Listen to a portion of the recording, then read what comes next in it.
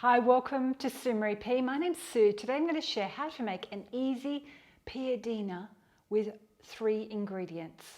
Last week it was a long weekend here in Sweden, so we took a trip to Italy. It's been 3 years since we've seen our friends, and my friend Gepinna was making this piadina for her daughter, and I thought it was such a simple, easy recipe that I wanted to share it with you. But today, instead of regular wheat flour, I'm going to do spelt flour, which is a flour that I use quite regularly. And I'm just going to do cups to make it even more simple. And piadina is a little soft flatbread from the Rimini area of Italy. We sampled it a few years back when we were in Rimini, and it was absolutely delicious. It's kind of like flaky yet crunchy and soft. So stop talking, show them what to do. So 2 cups of flour.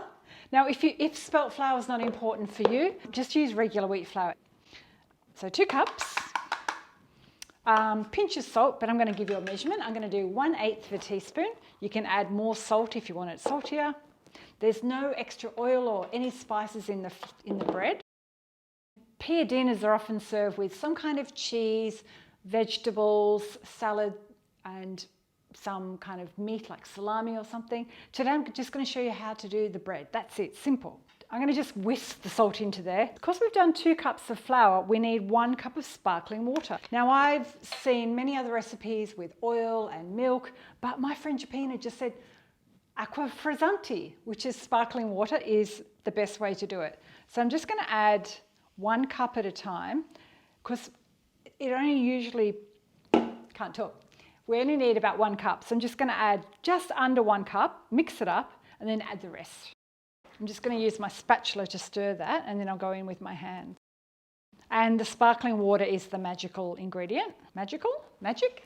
Before I started filming for lunch, I tested a few gluten-free options. They're not perfect yet. So I wanted to just share something that I knew was going to work for you.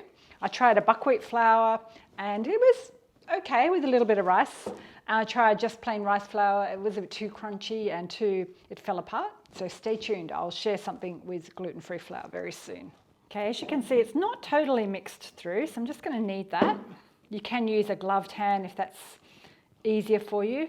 And if you think, oh no, Sue, mine's a bit sticky, did I add too much water? If that's the case, just add a tiny bit more flour, but only about a tablespoon at a time. So talking away, and mine is actually a bit sticky, stickier than what I did earlier today for lunch. Got 1 sticky hand. I'm just going to grab my flour.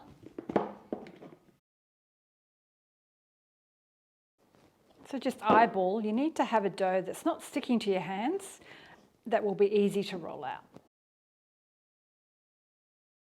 It's so lovely and soft and pliable. So check that out. I'll just do a quick clean up and then we'll start cooking them. So now I'm going to grab my flour, and I'm putting, this is rice flour. I always use this for rolling things out.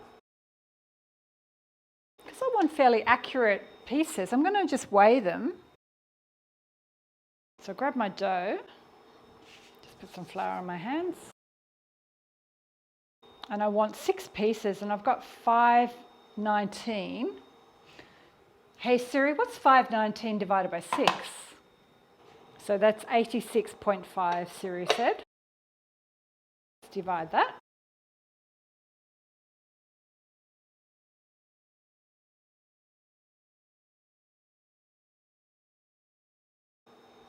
Okay, that's about almost 86 each. So I'm just going to roll these into a ball.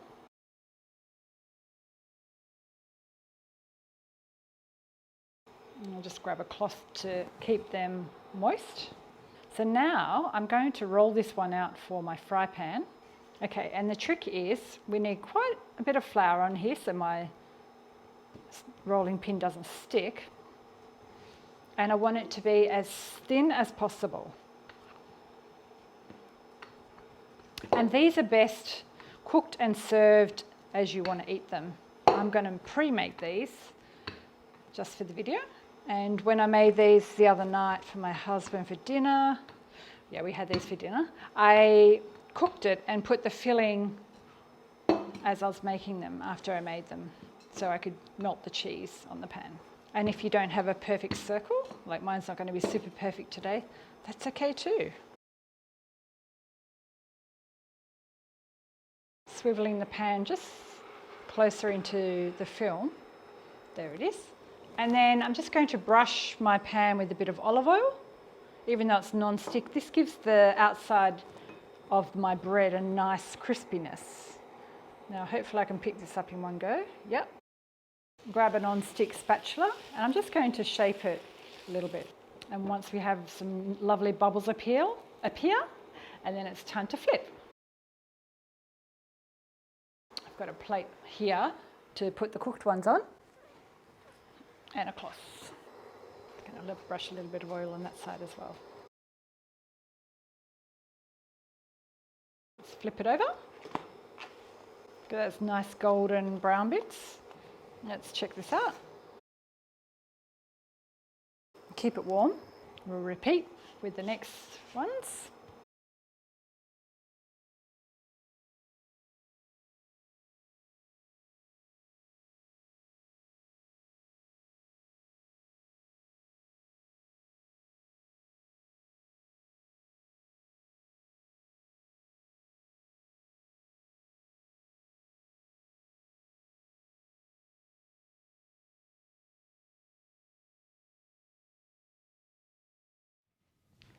So all the cooking's done, and check out my wraps.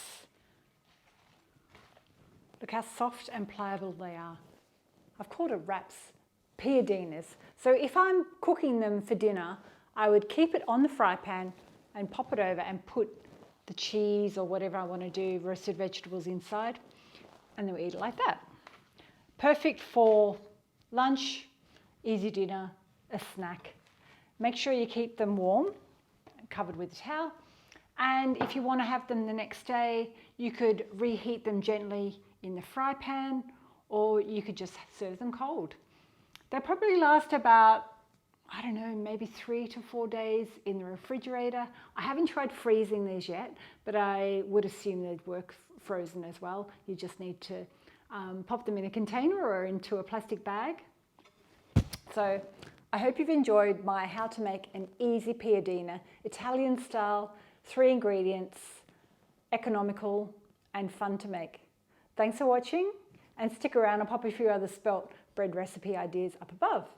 And don't forget, if you want to jump over to savoury.com, I've got a membership program there. I've got a free membership program where you get a few extra videos, and I've got a paid membership also where you get more videos, more tips, and more recipes from me.